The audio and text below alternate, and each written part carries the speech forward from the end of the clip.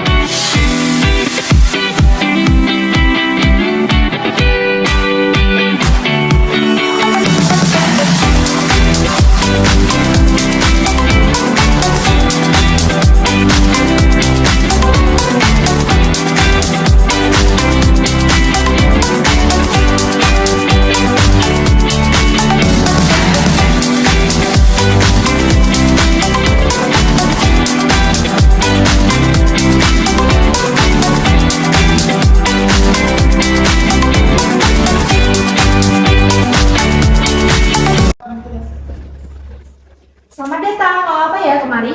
Jadi gini Bu, tadi saya melihat dua orang anak ini sedang cekcok terkait masalah pembagian harta warisan. Iya, benar sekali Ibu. Gimana ceritanya?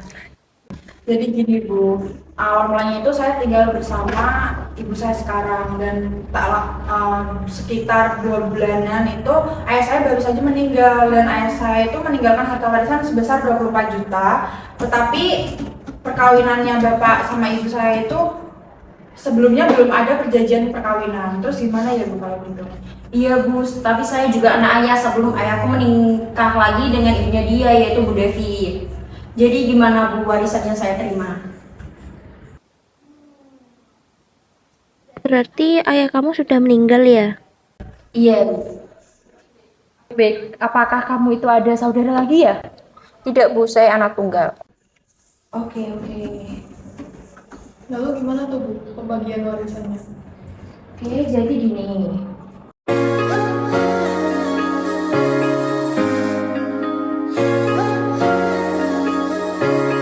Baik, saya tulis. Yang pertama ada harta bawaan Bapak Beni, yaitu sejumlah 36 juta rupiah. Kemudian yang kedua ada harta bawaan dari Ibu Devi, yakni ada 24 juta rupiah. Sehingga apabila ditotal harta keduanya sebesar 60 juta rupiah.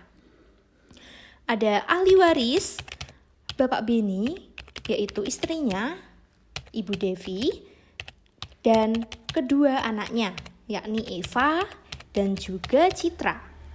Mereka mendapatkan sepertiga bagian. Bagian Ibu Devi sebagai istri dari Pak Beni, yaitu setengah dari total harta 60 juta rupiah. Maka ketika dikalikan, setengah dikali total harta 60 juta rupiah sama dengan 30 juta rupiah. Kemudian ahli waris yang lain seperti Eva, Citra, dan Ibu Devi sepertiga dari 30 juta rupiah. Sama dengan 10 juta rupiah. Jadi bagian istri dari Pak Beni atau Ibu Devi sejumlah 30 juta rupiah ditambah 10 juta rupiah. Totalnya adalah 40 juta rupiah. Karena ada batasan pada pasal 852A dan pasal 181 KUH Perdata, maka harus terlebih dahulu dicari manfaatnya. Manfaat dari Ibu Devi. Pertama, harta Ibu Devi pada mulanya yaitu sebesar 24 juta rupiah. Dan manfaat Ibu Devi yaitu 40 juta rupiah dikurangi 24 juta rupiah, yakni sebesar 16 juta rupiah. karena ada batasan dalam pasal 852A dan pasal 181 KUH Perdata, maka manfaat yang boleh dinikmati istri kedua, yakni Ibu Devi, sebesar 1/4 bagian dari harta warisan Bapak Beni.